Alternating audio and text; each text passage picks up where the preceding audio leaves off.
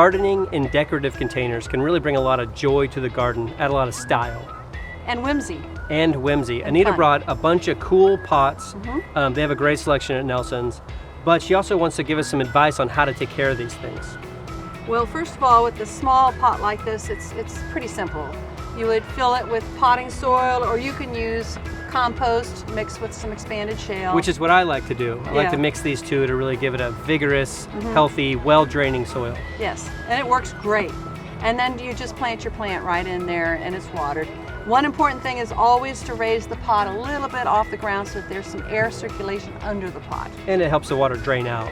That too. Yeah. Now, if you're dealing with bigger pots, though, you need some other solutions, Yes, some there's- strategic solutions. There are, because the issue with bigger pots is a lot of times you would put more soil in there than you need. Okay, gotcha. And then the bottom of that can get real kind of stanky. It could, absolutely. And so there's some tricks. One of the first tricks I'm going to show you is pot liners, which these would just be held by the rim of the pot and be suspended. And underneath there'd be nothing in the bottom of this very large pot. That's so cool. And they come in all sizes. They're really great for letting the water grow through, and you can change your plants out more often. With the seasons, and also if there's a freeze, it's a simple matter. Oh, wow, Yeah. that's awesome. That's really nice about these. Now, when you have deeper pots, like the shape of this face one, which is Yes. super charming, by the Yes. way, there's some solutions that you got to come up with. Yeah, there's one thing you can do, repurposing, and that would be using used Coke cans. So you want to put it in upside down. Upside down. Now, could I use a beer can with this? You could Oh, rinse okay, it cool. first. Rinse it first. So you put it in upside down.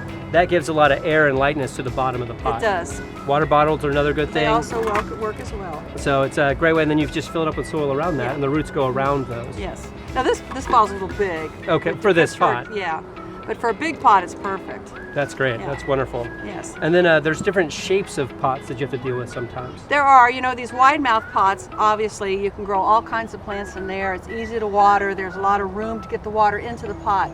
But with these narrow neck pots and tall, narrow, skinny pots, it's hard to get water into them. And so one trick I found is to grow succulents and agaves in them. So slower growing plants that Yes. really you don't ever change out. You don't ever change out, especially a pot that is like an urn shape with a pinched in neck.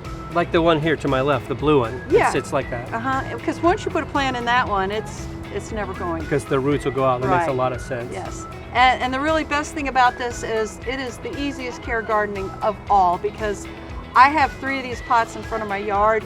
I've had them there for 10 years. I've never once watered them. Oh, Not even that's during that awesome. drought. I guess that makes sense with the Yeah. succulents. Yep. And a lot of times you'll have slug problems with pots and, with plants and pots, and a good thing to use is Sluggo for that. It's organic. All it is, it's a little bit of fertilizer basically, but it'll reduce that problem. You won't get that slimy mess in the outside of your pots either. And you can use it in your garden too. That's true. That is true. Well, awesome. Well, that's great info. For more, go to homeshowgardenpros.com.